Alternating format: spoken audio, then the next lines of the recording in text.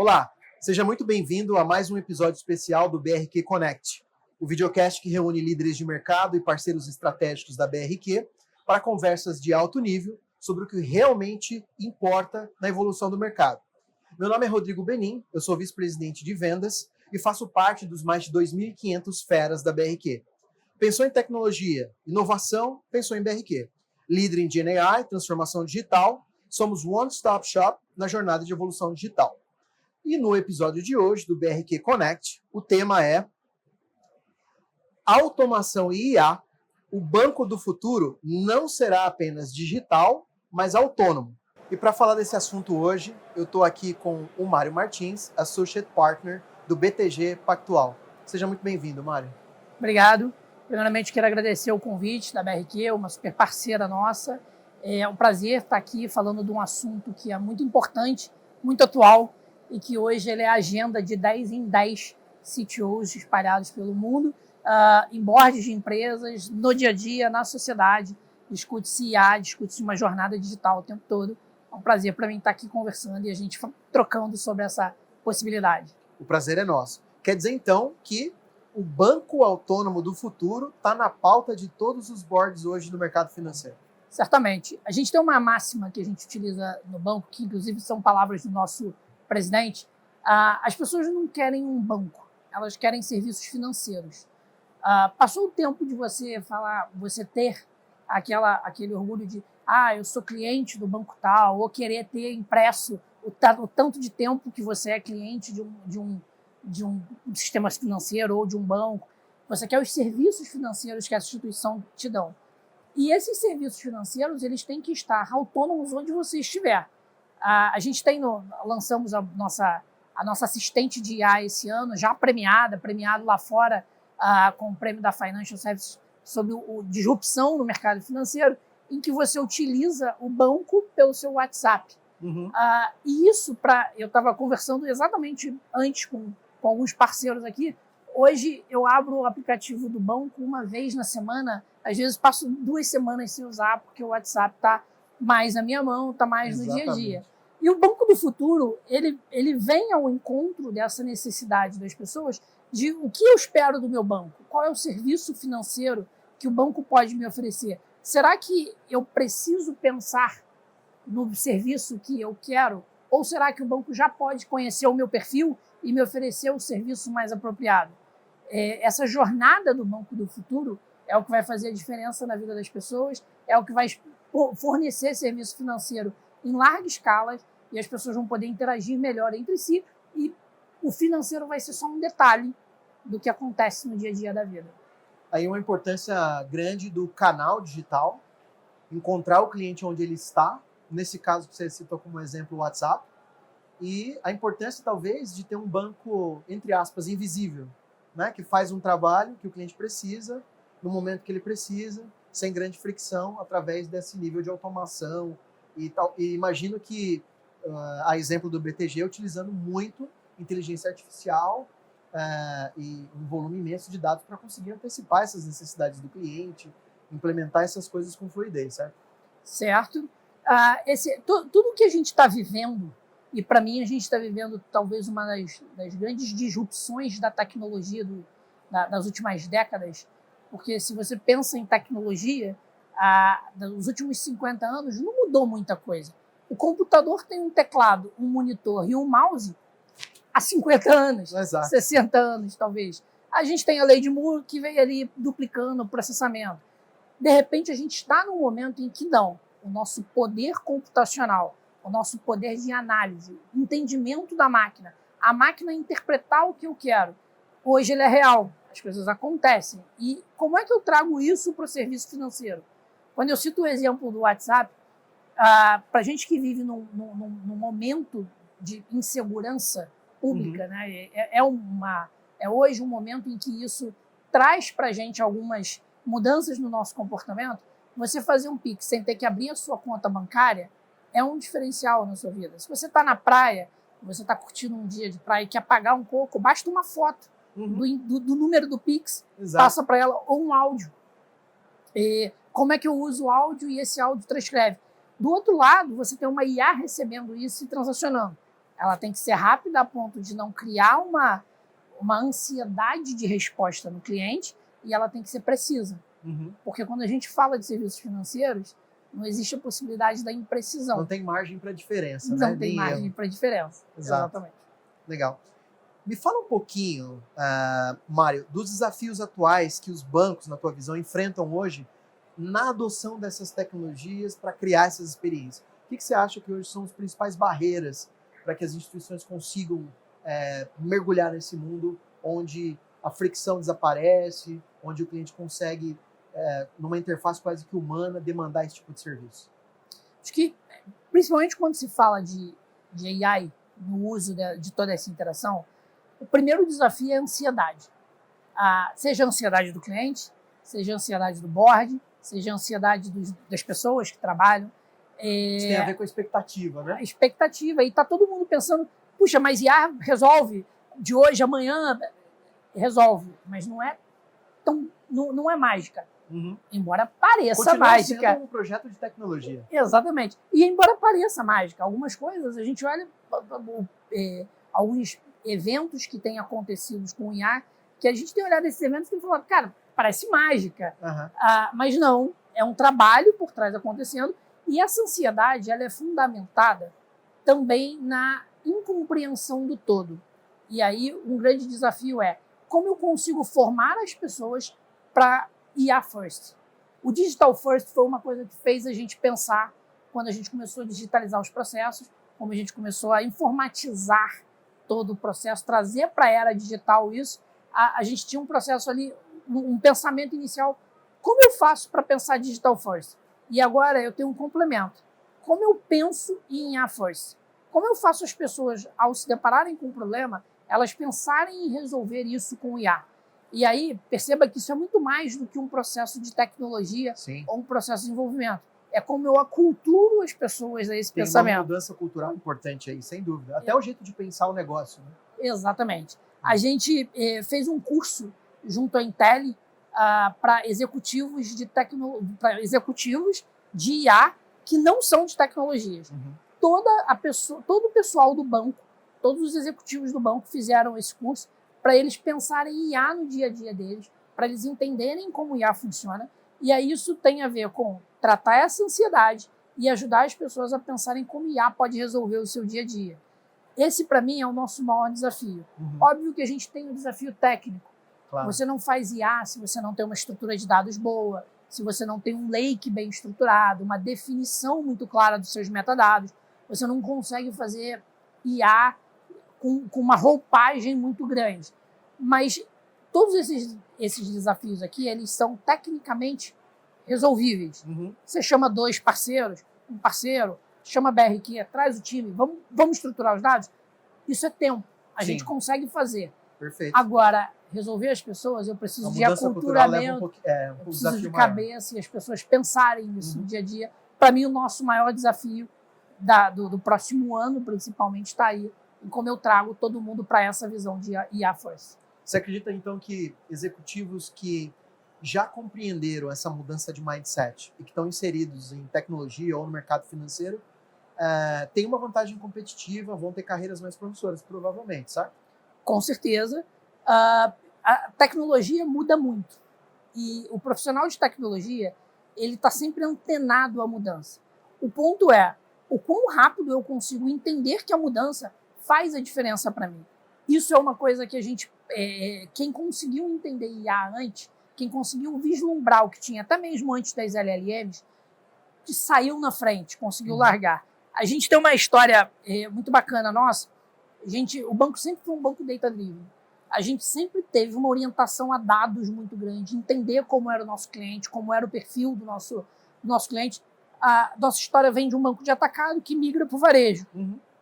E o nosso desafio é como fornecer ao varejo o nível de serviço que eu tinha. Multiplica o desafio dos dados e do volume. Exatamente. De ter essas capacidades de compreender e fazer essas análises near real time para favorecer os clientes também. Exatamente. No momento que vocês fazem essa transição, essa cultura talvez ajudou a habilitar, mas tem o desafio da escala. Né? Tem o desafio da escala, e aí a gente tinha esse grande desafio como eu faço para milhares de clientes o serviço que antes eu fazia para poucos clientes. E aí a nossa digitalização passou por essa jornada e aí a gente conseguiu já subtrair tudo aquilo que era o data-driven, menor escala de dados, para uma maior escala de dados. Isso criou uma base para a gente muito sólida, para a gente falar de IA depois, para a gente conseguir trabalhar com IA depois. Muito antes de ter LLM, muito antes da gente ter as linguagens naturais acontecendo, aproximadamente uns 5 anos atrás, a gente fez um projeto para identificação de dinheiros, principalmente para fundos de investimento. A área de tecnologia para fundos de investimento lá no banco, a gente tinha um grande desafio. Imagina que a conta corrente de um fundo de investimento é uma conta corrente como a sua, transações bancárias ali, só que ela recebe milhares de informações o dia inteiro. Entrada e saída de recursos, e esses recursos são tanto das operações dos fundos, como das operações dos clientes. Quando você quer aportar dinheiro num fundo, você manda dinheiro para a conta desse fundo. Isso acontece a gente liquida mais ou menos algo perto de 70 bilhões por dia em reais desses fundos, numa transação perto de 3 a 4 milhões de lançamentos em conta corrente. Imagina que no meio disso vem errado. Alguém faz uma transferência errada, uma outra casa envia um recurso que não era para enviar, ou então um recurso que era esperado para chegar daqui a alguns dias chegava antes. E nós tínhamos profissionais categorizando esses lançamentos e classificando esses lançamentos. Fizemos uma IA, não uma LLM, uma IA estruturada, com árvore de decisão, bem pensada, para classificar esse dinheiro. Na primeira versão que a gente colocou dela, a acurácia dos profissionais que trabalhavam antes era de em torno de 86% de todos os lançamentos. Ela já foi a 98% de todos os lançamentos. Sem contar que ela começou a descobrir lançamentos que ela parava o processo e falava, tem um lançamento errado aqui e eu desconheço esse dinheiro e preciso de uma ação imediata. Perceba que essa digitalização ela acontece muito antes da LLM. Sim. Quando vem a LLM, eu pego o segundo ponto sobre isso. Peguei um lançamento errado, entendi que esse lançamento não faz parte do meu arranjo, o que eu faço Qual com ação isso aqui provável agora? que eu deveria tomar? Qual a ação provável? Dado as características desse lançamento, o que ele pode sugerir? Então, nasce aí uma outra oportunidade. Mas tudo isso só é possível porque eu tinha uma estruturação de dados anterior e eu tinha um trabalho anterior. Esse processo, tal como outros, a gente tem uma... Quando você fala de eficiência operacional, você chega ali perto de 50%, 60%, 70% de eficiência operacional. Agora, quando você fala do desenvolvimento de tecnologia, e aí é onde hoje a gente mais tem a automação de IA acontecendo, esse número já não é tão absurdo, ele fica ali entre 25% e 30% de eficiência a mais para o desenvolvedor. Por quê?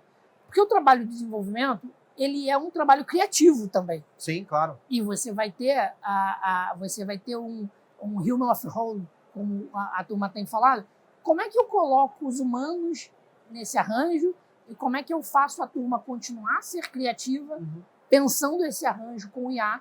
E aí aqui é onde a gente, de tecnologia, começa a buscar parceiros, começa a buscar pessoas que hoje fazem isso em larga escala e traz para ajudar a gente a pensar, porque também não adianta eu pensar que o meu time vai conseguir, além de dar conta do que tem para fazer, conseguir também pensar o que está vindo novo, o que tem o que está acontecendo fora de casa.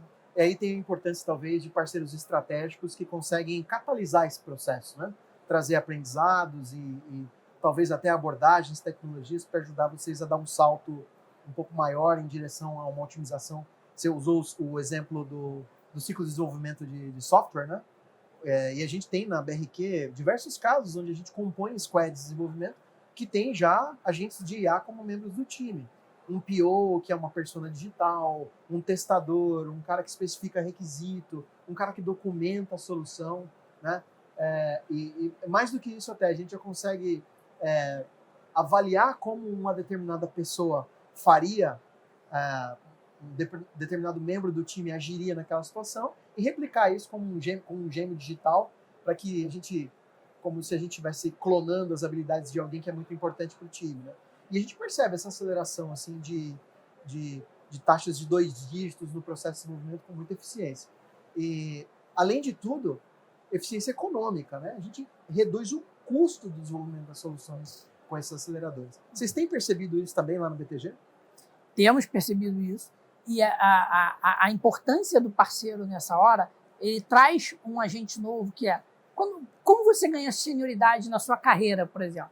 Você ganha senioridade com rodagem, com vida. Não adianta, você não vai virar sênior por 3 anos, por melhor que você seja tecnicamente, porque a diferença entre um pleno e um sênior é o número de vivências que ele já teve rodando ali no dia a dia, problemas que ele enfrentou, coisas que ele entendeu.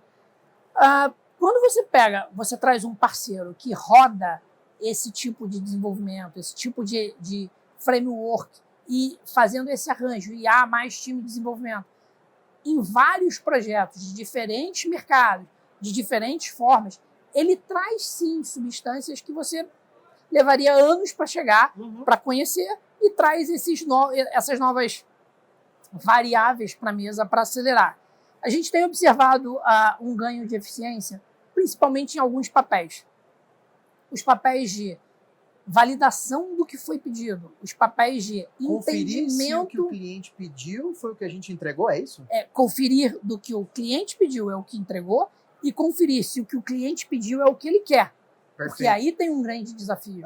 Que às vezes o cliente está pedindo, mas ele não tem necessariamente a certeza se é isso que ele quer. Legal. Ou isso está na cabeça dele, mas ainda não tem um desenho formatado. Para a gente que vem do processo de desenvolvimento há muito tempo, em algum momento a gente tinha ali as imersões em que a gente fazia para entender o problema, para desenhar uma solução e sair do outro lado. Aqui eu tenho um acelerador. Quando antes eu tinha que estar todo mundo numa sala, uma semana, para tentar sair com um blueprint do que eu queria desenvolver ali, hoje eu consigo, através daquilo que está coletando, entender a real intenção do cliente e a gente conseguir sugerir alguma coisa. Um segundo ponto que tem aparecido bastante é a possibilidade de, em uma reunião, um profissional perder alguma informação é plausível. Claro. Não somos máquinas, não estamos ligando o tempo todo o que você está falando. Tem o caso da dialética, o que eu falo talvez não seja o que você está compreendendo e como é que eu resolvo esse ponto de comunicação. Agora eu tenho um robô ouvindo 100% do tempo, trabalhando como máquina, porque máquina é, e cuspindo no final um resultado que traz para a gente, talvez tenha um problema aqui de entendimento, talvez tenha um problema aqui de... E às vezes ajudando a manter o time honesto no sentido de, olha, vocês não prestaram muita atenção nesse momento da reunião, mas aqui foi dito algo que é muito importante. E ele captura isso e dá um destaque, de repente, para colocar na mão do time, para não deixar isso passar em branco e garantir que o tempo que os humanos passam junto discutindo coisas importantes seja bem aproveitado. Exatamente. Aquilo que foi discutido desviou da entrega aqui, volta para repensar como a entrega foi feita. Me fala de um momento, Mário, que você se surpreendeu genuinamente com o resultado de um projeto com o IA. Você fala assim, olha, eu imaginei que dava para chegar nesse ponto aqui, mas eu fiquei surpreso com o resultado, que você te pegou assim de desprevenido, vamos dizer assim, no aspecto positivo do que a solução entregou. Tá, bom, vou citar 2 exemplos. Um que eu vou detalhar mais, porque é mais aberto e não é do banco, é um projeto pessoal, e aí eu consigo dar mais detalhes. E vou citar um que a gente fez junto com a BRQ, mas esse eu não posso abrir muito, porque faz parte do nosso arranjo. Mas você dá um spoilerzinho pra gente. Exatamente. Tá bom. A gente fez um projeto com a BRQ para os desenvolvedores terem um agente para ajudar eles no dia a dia em relação a grandes tópicos do desenvolvimento. E aí, o surpreendente desse projeto foi que ele começou a trazer para a gente o conhecimento, ele começou a trazer para a gente pontos de que talvez os nossos desenvolvedores precisassem de um reforço sobre alguns temas. Então, a ideia era, eu vou te ajudar a desenvolver, e aí voltou, talvez eu precise treinar o meu desenvolvedor num outro ponto aqui. Coisa que, num passado recente, eu teria que ter um problema acontecido em tempo de projeto para entender que eu precisava treinar um ou mais desenvolvedores num determinado requisito. Lá no final do ciclo de desenvolvimento, você ia detectar uma necessidade de reskill lá do time, Exatamente. que a IA consegue deslocar no ciclo e perceber muito antes que tem uma deficiência aqui. Tem uma deficiência aqui, como é que eu trabalho essa deficiência. Que legal. Esse para mim foi um surpreendente, foi um projeto que a gente usou e que a gente identificou algumas coisas. Achei que, e eu sempre digo para o meu time que quando eu falo de analytics, eu tenho analytics para me responder as perguntas que eu tenho e embasar a resposta das perguntas que eu tenho. Quando eu falo de IA, eu tenho a possibilidade de resposta das perguntas que eu nem sabia que eu tinha. E aí, te ajudar a fazer as perguntas certas, talvez. E às vezes até perguntas que eu nem sabia que eu poderia fazer ou que não estavam no meu radar que eu deveria ter feito. Então, para mim, o surpreendente desse projeto vai ao encontro. O segundo projeto é um projeto pessoal. Eu vivi uma experiência num congresso de tecnologia que eu fui para IA. O nome da experiência é Dial Up. Você chegava numa cabine telefônica, tirava o telefone, conversava com uma IA e essa IA conversava sobre uma ideia que você tinha de negócio. Ou um brainstorm sobre uma ideia. E no final essa ideia virava um app. Eu conversando com ela ali durante 10 minutos, ela me fez uma entrevista como se analista de sistemas fosse, e aí eu, como analista de formação, entendi o que ela queria chegar e fui conversando com ela. E no final de 10 minutos ela me entregou um app desenvolvido com documentação técnica e com todo o embasamento do que ela fez para tomar aquela decisão, além do código-fonte. Ao me deparar com essa solução, eu passei um dia e meio conversando com uma LLM, nesse caso o GPT, e aí uma ideia de negócio que eu tinha, conversamos sobre isso, fiquei ali 1h30 mais ou menos conversando sobre o problema. Até então eu não falei de software, o problema está dado. Negócio. Quando ela terminou, tínhamos uma ideia de negócio na cabeça. E aí eu falei para ela, agora me dá um script para eu desenvolver isso usando a IA tal e a IA tal. Aí ela cuspiu um script, eu botei nas duas IAs. Com essas duas IAs desenvolveram exatamente o que eu tinha pensado. Peguei esse código-fonte, botei numa terceira IA, falei assim, vamos ver o que tecnicamente aqui está errado? E aí eu comecei a trabalhar com ela tecnicamente. Resumo da história, 6 horas de trabalho num dia, mais 4 horas no outro, eu tinha um app pronto, em produção, com venda. 100%. E aí você fala, pô, Mari, mas deu certo? Deu certo. Temos hoje 900 usuários, infoproduto de uma coisa feita no final de semana. Olha só, um exemplo muito bacana de como encurtar esse ciclo de testar uma ideia, colocar valor na mão do cliente o mais rápido possível e muito provavelmente já com boas práticas de desenvolvimento embutidas, né? Porque a IA ela percebe que é importante uma camada de segurança, transações autenticadas, isso já sai assim, by design, muitas vezes, dessas experimentações. Isso já está no script do resultado esperado. É um pré-requisito que ela já entende. Exatamente. Né? E aí a gente volta naquele ponto de por que ter um parceiro com essa skill é legal. Porque ele está testando isso em outras hipóteses também e ele tá mais acelerado em conseguir trazer esse resultado. Perfeito, muito bom. Vamos lá. Falamos de bancos autônomos nessa jornada para avançar nesse futuro que já começa a se concretizar hoje em dia. Mas eu queria te fazer uma pergunta. Sua visão pessoal. O que você acredita que vai ser o próximo grande salto para os bancos no Brasil e no mundo? Falar do Brasil e mundo, a gente, principalmente no mercado bancário, a gente tem uma discrepância, né? Uma discrepância muito grande. O Brasil está muito avançado em relação ao resto do mundo, né? Exatamente isso. Em muitas conversas a gente esquece disso. Mas, para quem não sabe, o mercado financeiro brasileiro é benchmark de automação, de pagamentos instantâneos, de segurança, né? De infraestrutura, inclusive, que muitos países, às vezes, até mais desenvolvidos que o Brasil, não têm, não possuem, e às vezes patinam para chegar no nível de serviço financeiro que a gente tem aqui, né?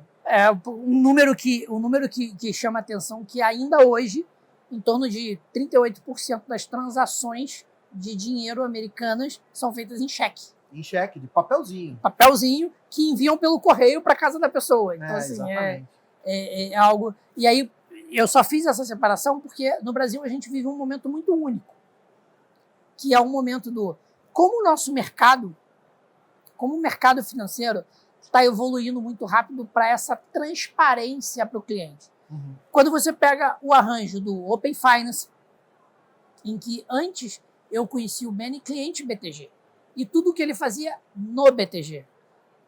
E as pessoas elas segmentavam o seu uso de banco.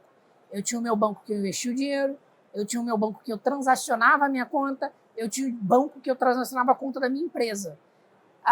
Em algum momento, com o Open Finance, você consegue transladar dados de um lugar para o outro e aí eu passo a conhecer o perfil desse cliente como um todo. Uhum. Então, aqui já tem um arranjo tecnológico que me possibilita fazer isso. Agora, a gente começa a caminhar para a transparência do banco na sua vida. Como eu estava citando o exemplo do WhatsApp e alguns outros exemplos, você não quer entrar numa loja para comprar um carro e ficar assinando um monte de papel, preenchendo, passando dados. Não é a experiência que você quer. Você quer entrar e comprar um carro. Exato. Você quer sair com o carro. Como é que eu viabilizo para isso acontecer de uma forma transparente para você? Para mim, o nosso próximo salto é quando a gente conseguir chegar a esse nível de parceria com o cliente, em que eu seja o banco, o serviço financeiro por trás dele, de uma forma muito transparente, muito transparente, muito translúcida. Que ele peça alguma coisa, essa alguma coisa simplesmente aconteceu e eu consegui sugerir a ele, ou talvez eu já entendi o que ele queria e já sugeri a ele para isso que você quer fazer, o melhor caminho é esse. Esse, para mim, é o primeiro desafio que a gente tem enquanto instituição financeira no Brasil. Quando você fala do mundo, eu acho que o nosso maior desafio vai ser como é que a gente globaliza essa digitalização toda. Se você viaja para alguns países da Europa, você viaja para alguns países fora dos grandes centros, ou até próprio mercado americano, não existe digitalização fora dos grandes centros. Se você chegar no interior da França, não tem uma máquina de cartão de crédito para você passar. O dinheiro ainda é muito real. É verdade. E eu tive uma experiência há menos de uma semana atrás, num lugar em que tinha a máquina, mas a máquina não estava funcionando. E aí eu não tinha dinheiro em espécie daquele país. Aí eu falei para a pessoa que estava me atendendo, mas eu não consigo transferir, eu não consigo fazer uma transferência bancária, de alguma forma de pagar, não tem um aplicativo P2P aqui. E aí a pessoa, não. Então eu tive que me deslocar quase 15 quilômetros para sacar dinheiro, voltar e pagar. Você está mal acostumado, cara, porque você é brasileiro, por isso. Como e aqui as coisas funcionam bem nesse sentido, é verdade. Exatamente. É uma coisa que a gente deve ter, inclusive, bastante orgulho como cidadão de ter essa infraestrutura tão moderna financeira, né? É benchmark global, de fato. Exatamente. O Pix, que hoje para a gente tudo é no Pix, do coco que eu tomo na praça até o transferência que eu estou fazendo de recursos. Isso tudo em tempo real. Aqui eu tenho uma consolidação desse serviço. Agora, como é que eu torno esse serviço mais transparente? E no global, como é que eu torno esses serviços globais? Como é que você recebe um estrangeiro aqui no Brasil e ele consegue fazer parte desse arranjo com você? Como é que a gente globaliza esse acesso? Eu já, há pouco tempo também, eu tive a oportunidade de conversar com alguns amigos e a gente falando sobre a experiência financeira na China. Perceba que você está na China, um país digital, muita coisa acontecendo, mas ele não faz parte do arranjo financeiro como a gente faz. E o dinheiro, como a gente usa a cédula, também não é uma realidade lá.